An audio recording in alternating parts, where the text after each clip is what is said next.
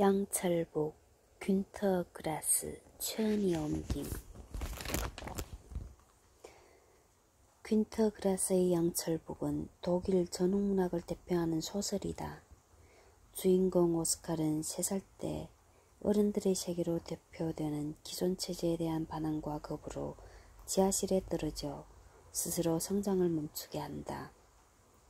그리고 양철복을 두드리면서 괴성을 지르면 유리창이 깨어지는 초능력으로 그의 반항의식을 드러낸다. 그 뒤 나치스 독재 정권의 지배, 2차 세계대전의 발발로 여러 직업을 그치면서 떠돌아다니다가 독일의 패배와 아버지의 죽음을 계기로 다시 성장을 시작하며 새로운 생활을 시작한다. 그러나 살인사건에 관련되어 미쳐서 정신병원에 입원하고 만다. 작가는 난쟁이 오스칼의 그로테스크한 체험을 통해서 나치스 독재와 전쟁 속에서 파괴되고 쇠퇴하는 독일의 모습과 다시 새롭게 태어나는 전후 독일의 모습을 생생하게 그려냄으로써 세계인의 주목을 받게 된다.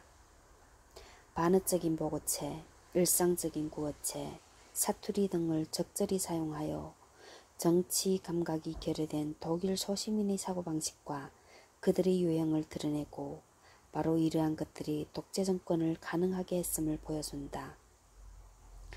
이 소설은 노벨문학상을 수상하고 슐렌도르프 감독 영화로 만들어져 칸 국제영화제 그랑프리 미국 아카데미상을 받았다.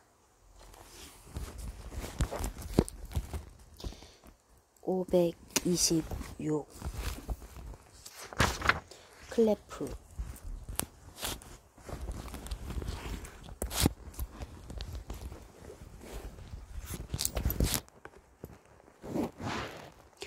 여기서 잃어버린 순결이라는 문제에 대해 논문을 쓰기 시작할 수도 있으리라. 북을 치는 영원한 3살짜리인 오스카를 소리도 눈물도 북도 같지 않은 꼽수인 오스카와 나란히 세워볼 수도 있을 것이다. 그러나 이는 사실에 어울리지 않는 방법이리라. 오스카는 아직 북을 치는 오스카였을 시절에도 몇 번이나 순결을 잃고 그것을 되찾기도 하며 재생시키기도 했던 것이다. 왜냐하면 순결이란 무성하게 자라는 잡초에도 비교할 수 있는 것이기 때문이다.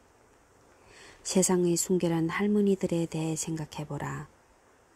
이 할머니들도 예전에는 증오에 가득 찬 불결한 젖먹이였다. 아니, 죄와 순결의 장난이 오스카를 부엌용 의자에서 벌떡 일어나게 한 것은 아니었다. 북을 제자리에 두고 자기 방과 복도와 차이들의 집을 나서서 미술대학을 찾아가도록 나에게 명령한 것은 오히려 간호사 도로테아에 대한 사랑이었다. 쿠엔 교수는 오후 늦게 오면 된다고 했지만 오스카가 덤벙거리며 방을 나와서 복도를 지나 요란하게 현관문을 열었을 때 나는 순간 윈처 씨의 문 쪽으로 귀를 기울여 보았다. 하지만 그는 기침을 하지 않았다.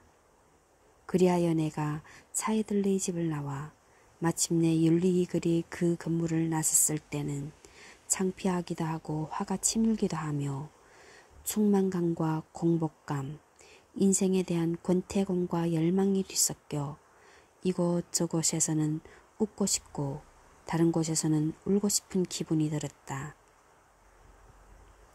며칠 뒤 나는 오랫동안 마음속에 간직해오던 계획을 실행에 옮겼다. 그 계획을 철저히 준비하려면 실행을 미루는 게 최선의 방법이긴 했지만 그날 나는 오전 내내 일이 없었다. 오후 3시에 오스카와 울라는 라스콜리니코프의 모델이 될 예정이었다. 그는 상상력이 풍부한 화가였다. 이번 그림에서 나는 귀향하여 자기 아내 페넬로페에게 등의 혹을 선물로 주는 오디세우스 역을 맡았다.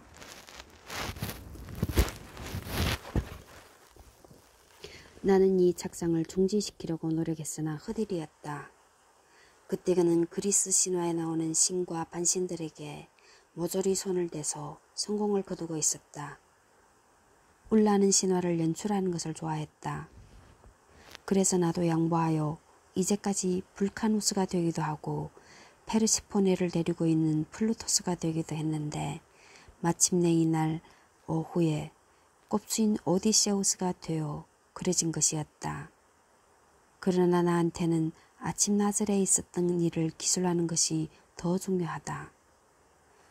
따라서 오스카는 여러분에게 뮤즈 울라의 페네로페 흉내에 대해 이야기하기보다는 차이들레의 집이 다시 조용해졌다는 이야기를 시작하겠다.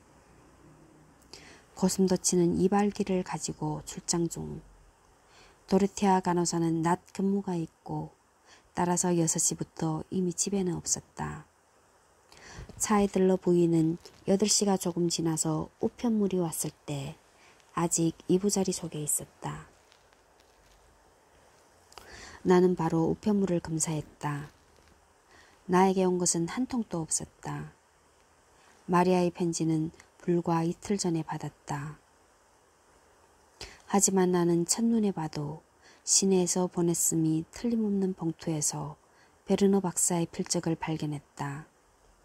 나는 일단 이 봉투를 민처 씨와 차이들러 집안으로 온다른 우편물과 함께 놓아두고 내 방에 돌아와서 기다렸다. 그러자 이윽고 차이들러 부인이 복도로 나와서 하숙인 민처에게 온 편지를 가져다주고 그 뒤 부엌으로 갔다가 마지막에 다시 침실로 들어가서 정확히 10분 후에 집을 나서서 건물을 떠났다. 9시에 만네스만에서의 업무가 시작되기 때문이었다. 오스카는 만일을 위해서 잠시 기다렸다가 일부러 천천히 옷을 입고 아주 침착하게 손톱을 깎고 나서야 비로소 결연히 행동을 개시했다. 나는 부엌으로 가서 3개가 나란히 있는 가스버너 중에서 가장 큰 것을 골라 거기에 물을 반쯤 넣은 알루미늄 냄비를 올려놓았다. 처음에는 불꽃을 크게 했다가 김이 나기 시작하자 곧 밸브를 가장 약하게 내려놓았다. 그러고서 잡념을 떨치고 동작 하나하나에 충분히 조심하면서 2걸음으로 도르테아의 방 앞까지 갔다. 그리고 차이들러 부인이 우윳빛 유리문 밑에 반쯤 밀어넣은 봉투를 쥐고 부엌으로 돌아와서 충분한 시간을 들여 신중하게 봉투 뒷면에 김을 씌웠다. 그리하여 마침내 종이에 손상 없이 열 수가 있었다. 이 베르너 박사의 편지를 냄비 위에 고정하기 전에 오스카는 당연히 밸브를 잠갔다. 나는 이 의사의 편지를 부엌이 아니라 내 침대에 들어누워서 읽었다. 처음에는 실망했다. 왜냐하면 편지 내용에 있는 호칭에서나 끝을 맺는 의례적인 문구에서나 의사와 간호사 사이의 특별한 관계를 엿볼 만한 게 아무것도 없었기 때문이다. 친애하는 도르테아 양으로 시작해서 이 베르너 드림으로 끝나는 편지였다. 내용을 읽어보아도 특별히 정다운 말은 한마디도 없었다. 베르너는 전날 남자 전용 병동으로 통하는 쌍여다지 문 앞에서 도르테아 간호사를 보았는데 얘기를 나누지 못한 것을 섭섭하게 생각하고 있었다.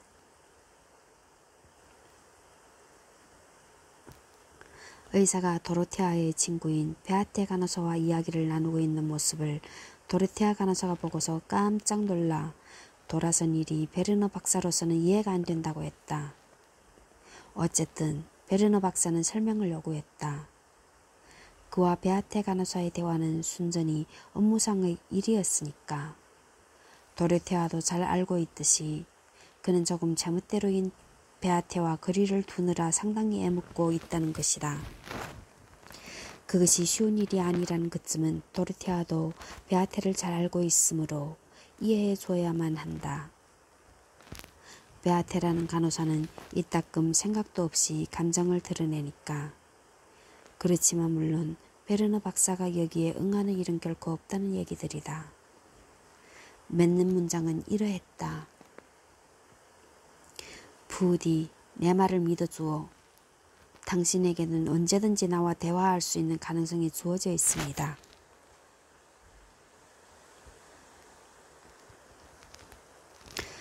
여기에는 지나치게 형식적이고 냉담하며 오만한 태도까지 담겨 있었지만 그래도 이 베르너 박사의 편지 스타일의 가면을 벗기고 이 편지의 정체를